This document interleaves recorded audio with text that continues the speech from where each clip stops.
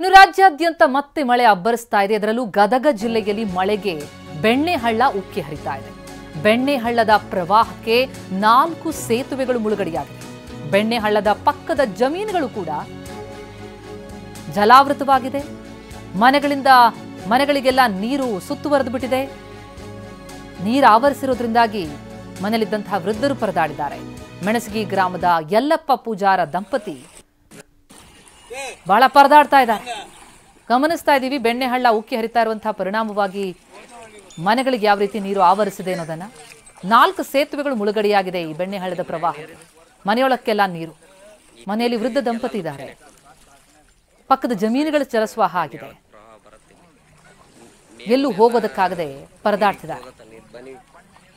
ಮೆಣಸಗಿ ಗ್ರಾಮದ ಯಲ್ಲಪ್ಪ ಪೂಜಾರ ದಂಪತಿಯ ಮನೆ, ಜಮೀನು ಎಲ್ಲವೂ ಕೂಡ ಜಲಾವೃತ ಆಗಿರೋದನ್ನು ನೋಡ್ತಾ ಇದ್ದೀವಿ. ಇನ್ನು ಧಾರವಾಡದಲ್ಲೂ ಅಷ್ಟೇ ಬೆಣ್ಣೆಹಳ್ಳ ಉಕ್ಕಿ ಹರಿತಾ ಇರುವ ಪರಿಣಾಮವಾಗಿ ಯಮನೂರು ಗ್ರಾಮದಲ್ಲಿ ಮನೆಗಳಿಗೆ ನೀರು ನುಗ್ಗಿದೆ. ಸಿಬ್ಬಂದಿ ಈಗಾಗಲೇ ರಕ್ಷಣಾ ಕಾರ್ಯಾಚರಣೆಯನ್ನು ಆರಂಭಿಸಿದ್ದಾರೆ. ಬೋಟ್ನೊಂದಿಗೆ ಅಗ್ನಿಶಾಮಕ ದಳ ಸಿಬ್ಬಂದಿ ಆಗಮಿಸಿದ್ದಾರೆ. ಆ ಪರಿ ನೀರು ಬಂದಿದೆ.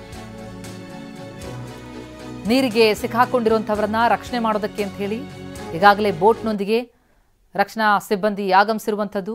ಸ್ಥಳಕ್ಕೆ ಆಗಮಿಸಿ ಸ್ಥಳ ಪರಿಶೀಲನೆ ಮಾಡಿದ್ದಾರೆ. ಧಾರವಾಡದ ಯಮನೂರಿನಲ್ಲಾದಂತಹ ಘಟನೆ. ಬೆಣ್ಣೆಹಳ್ಳ ಉಕ್ಕಿ ಹರಿದ ಪರಿಣಾಮವಾಗಿ ಈ ರೀತಿ ಗದಗ ಮತ್ತು ಧಾರವಾಡದಾದ್ಯಂತ ಸಮಸ್ಯೆಗಳು ಉದ್ಭವಿಸಿದೆ. ಅದರಲ್ಲೂ ಯಮನೂರಿನಲ್ಲಿ ಭಾರೀ ನೀರು ಆವರಿಸಿರೋದ್ರಿಂದಾಗಿ ಜನರನ್ನು ರಕ್ಷಿಸೋದಕ್ಕೆ ಈಗ ಬೋಟ್ಗಳ ಆಗಮನ ಆಗಿದೆ. ನೋಡ್ತಾ ಇದ್ದೀವಿ, ಏನೂ ಕಾಣಿಸ್ತಿಲ್ಲ. ಆ ಪರಿ ನೀರು ತುಂಬಿದೆ. ಬೆಣ್ಣೆಹಳ್ಳ ತುಂಬಿ ಹರಿತಾ ಇರೋದ್ರಿಂದಾಗಿ ಅದು ಗ್ರಾಮಗಳಿಗೆ ಆ ನೀರು ನುಗ್ಗಿದೆ. ಅದರ ಪರಿಣಾಮವಾಗಿ ಮನೆಗಳು ಜಲಾವೃತ ಆಗಿದೆ. ಜನ ಪರದಾಡ್ತಾ ಇದ್ದಾರೆ. ಅವರನ್ನು ರಕ್ಷಿಸುವಂತಹ ಕಾರ್ಯ ಕೂಡ ಬರದಿಂದ ಸಾಗಿದೆ. ವಿಪರೀತ ಮಳೆ.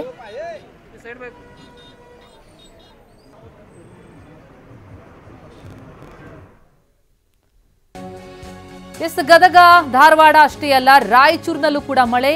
ರಾಯಚೂರಿನಲ್ಲಿ ತುಂಬಿ ಹರಿತಾ ಇರುವಂತಹ ಹಳ್ಳದಲ್ಲಿ ಬೈಕ್ ರೇಸ್ ಮಾಡಿದ್ದಾರೆ. ಹುಚ್ಚು ಸಾಹಸ. ಸೇತುವೆ ಮೇಲೆ ತುಂಬಿ ಹರಿತಾ ಇರುವಂತಹ ಹಳ್ಳದ ನೀರಲ್ಲಿ ಬೈಕ್ ಸವಾರರ ಜಾಲಿ ರೈಡ್, ಬೈಕ್ ರೇಸ್ ಬೇರೆ. 16 ಬೈಕ್ನಲ್ಲಿ ಯುವಕರ ತಂಡ ಹಳ್ಳದ ನೀರಲ್ಲಿ ರೇಸ್ ಆಡ್ತಾ ಇದೆ. ನೋಡ್ತಾ ಇದ್ದೀವಿ, ಅಪಾಯ ಕಣ್ಣಿಗೆ ರಾಚ್ತಾ ಇದೆ. ಇವರಿಗೆ ಮೋಜು. ಮುಂಗಾರು ಚುರುಕುಗೊಂಡ ಖುಷಿಯಲ್ಲಿ ಯುವಕರ ಜಾಲಿ ರೈಡ್ ಇದು. ಆದರೆ ಇದು ಜಾಲಿ ರೈಡ್ ಮಾಡುವಂತಹ ಜಾಗನೂ ಅಲ್ಲ. ಇದು ಹುಚ್ಚು ಸಾಹಸ. ರಾಯಚೂರು ಜಿಲ್ಲೆ ಸಿಂಧನೂರು ತಾಲೂಕಿನ ಗೋನ್ವಾರ ಗ್ರಾಮದಲ್ಲಿ ನಡೆದಿರುವಂತಹ ಘಟನೆ. ಗೋನ್ವಾರ ಗ್ರಾಮದ ಹೊರಭಾಗದಲ್ಲಿ ಸೇತುವೆ ಮೇಲೆ ಹಳ್ಳ ತುಂಬಿ ಹರಿತಾ ಇದೆ. ಅಲ್ಲೇ ಈ ರೇಸ್.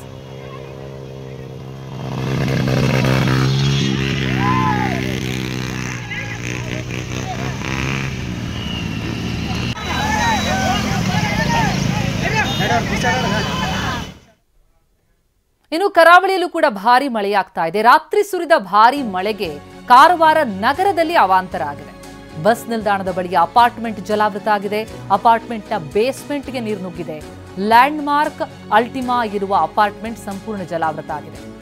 ಬೇಸ್ಮೆಂಟ್ನಲ್ಲಿ ಸುಮಾರು 20ಕ್ಕೂ ಹೆಚ್ಚು ವಾಹನಗಳಿದ್ವು. ಎಲ್ಲ ಮುಳುಗಡೆಯಾಗಿದೆ. ನೀರಿನಲ್ಲಿ ಮುಳುಗಿರುವಂತಹ ಕಾರ್ಗಳನ್ನ ನೋಡ್ತಾ ಇದ್ದೀವಿ.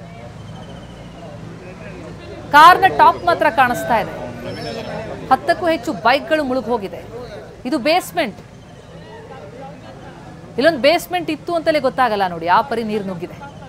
ಅಪಾರ್ಟ್ಮೆಂಟ್ನ ಬೇಸ್ಮೆಂಟ್ ಜಲಾವೃತ ಆಗಿ ಕಾರು ಬೈಕ್ಗಳೆಲ್ಲ ಮುಳುಗಡೆಯಾಗಿರೋದನ್ನ ನೋಡ್ತಾ ಇದ್ವಿ. ನಾವೀಗ ನೋಡ್ತಾ ಇದೀವಲ್ಲ, ಬೋಟ್ ಆಕಾರದಲ್ಲಿ ಕಾಣಿಸ್ತಿಲ್ಲ, ಅದು ಕಾರಿನ ಮೇಲ್ಭಾಗ. ಗುರುತೇ ಸಿಗದ ಹಾಗಾಗಿದೆ. ಕಾರವಾರದಲ್ಲಿ ಆಗಿರುವಂತಹ ಘಟನೆ ಇದು. ಸಂಪೂರ್ಣ ಬೇಸ್ಮೆಂಟ್ ಮುಳುಗಿ ಹೋಗಿದೆ. 10ಕ್ಕೂ ಹೆಚ್ಚು ಬೈಕ್ಗಳಿದ್ವು, ಸುಮಾರು ಕಾರ್ಗಳಿದ್ವು, ಎಲ್ಲ ಮುಳುಗಿ ಹೋಗಿದೆ. ರಾತ್ರಿ ಸುರಿದ ಒಂದು ಮಳೆಗೆ ಆದಂತಹ ಅವಾಂತರ ಇದು.